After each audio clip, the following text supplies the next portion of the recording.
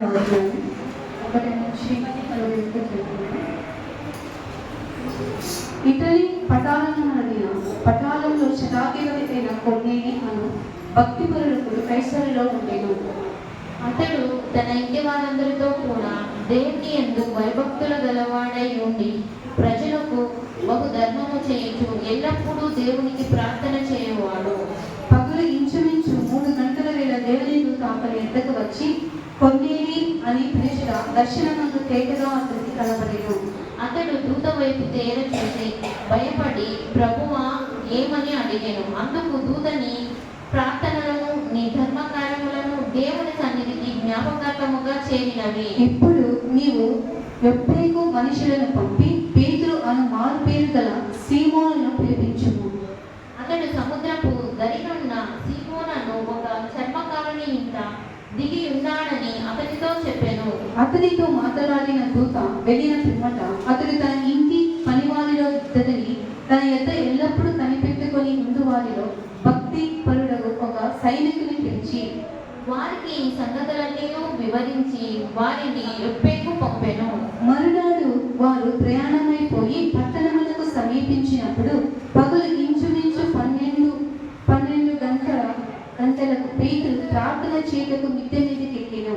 అతడు మిక్కిలి ఆకలి కొని భోజనము చేయగోరెను. ఇంటి వారు సిద్ధము చేయుచుండగా అతడు పరవశుడై ఆకాశము తెరవబడ్డయు 4 చెంగులు పట్టి దింపబడిన పెద్ద దుప్పటి వంటి ఒక విధమైన పాత్ర భూమి మీదకి వచ్చటయు చూచెను.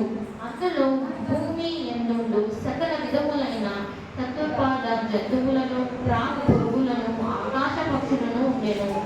అప్పుడు పేతురు నీవు లేచి చంపుకొని తినమని ఒక శబ్దం అతనికి వినపడెను. అయితే పేతురు వద్దు ప్రభువా, నిషిద్ధమైనది అపవిత్రమైనది ఏదైనాను నేనెన్నడూ తినలేదని చెప్పగా దేవుడు పవిత్రము చేసిన వాటిని నీవు నిషిద్ధమైన వాటిగా ఎంచవద్దని మరలా రెండవవాడు ఆ శబ్దం అతనికి వినబడెను. ఇలాగ ముమ్మారు జరిగెను. వెంటనే ఆ పాత్ర ఆకాశమునకెత్తబడెను.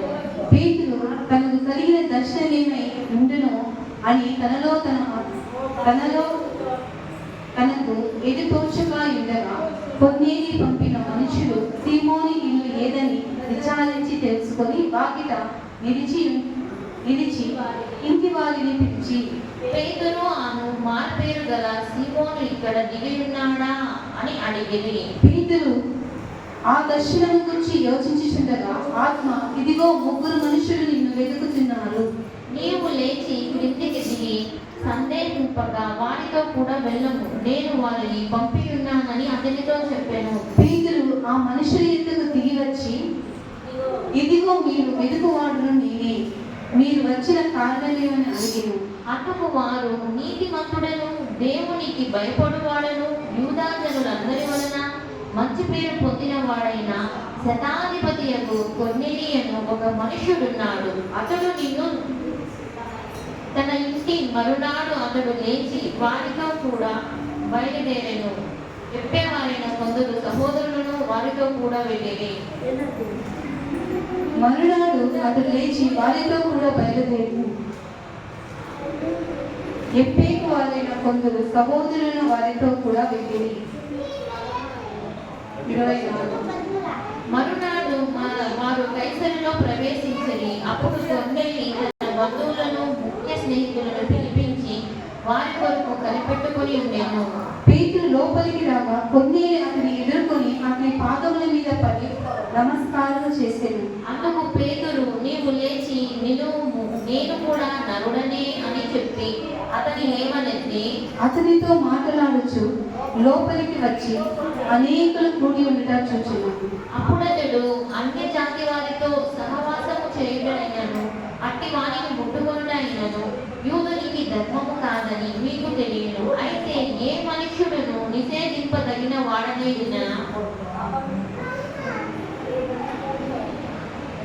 పవిత్రుడైనను చెప్పకూడదని దేవుడు నాకు చూపించి ఉన్నాడు. కాబట్టి నన్ను పిలిచినప్పుడు అడ్డమేమీ చెప్పక వచ్చితిని గనుక ఎందు నిమిత్తం నన్ను పిలవనంపితిరో దాని గురించి అడుగుచున్నానని వారితో చెప్పాను.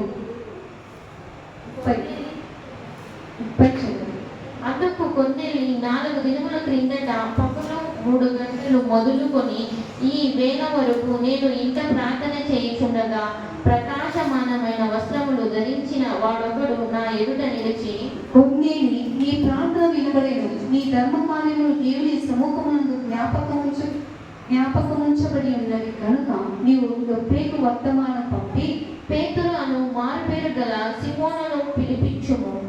అతడు సముద్రపు దరినున్న చర్మకారుడైన సిమోను ఇంట దిగి ఉన్నాడని నాతో చెప్పాను. వెంటనే నిన్ను పిలిపించితిని, నీవు వచ్చినది మంచిది, ప్రభువు నీకు ఉన్నాము.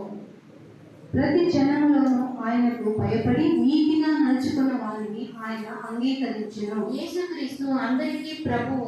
ఆయన ద్వారా దేవుడు సమాధానకరమైన సువార్తను ప్రకటించి ఇశ్రాయేలులకు పంపిన వర్తమానము మీరెరుగుదురు.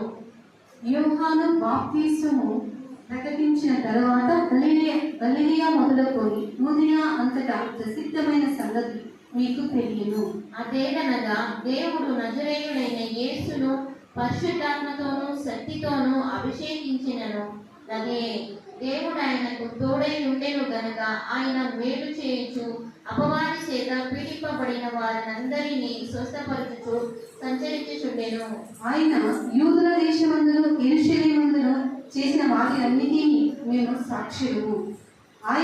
ఆయనను వారు రామున వేలాడదీసి చంపిరి.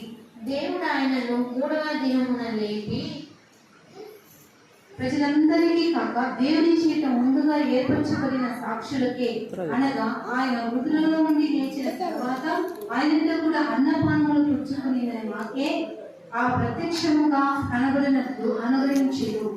ఇదియుగాక దేవుడు సజీవులకును మృతులకును న్యాయాధిపతినిగా నియమించిన వాడు ఈయనే అని ప్రజలకు ప్రకటించి దృఢ సాక్ష్యం ఇయ్యవలెనని మాకు ఆజ్ఞాపించెను.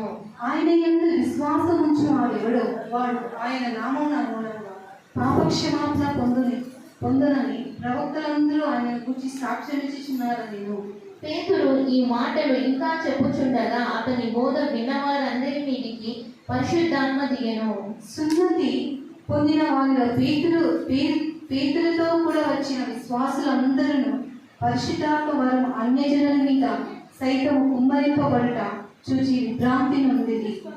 ఏదైనగా వారు భాషలతో మాట్లాడుచు దేవుని కనపరుచుండగా వినిరి.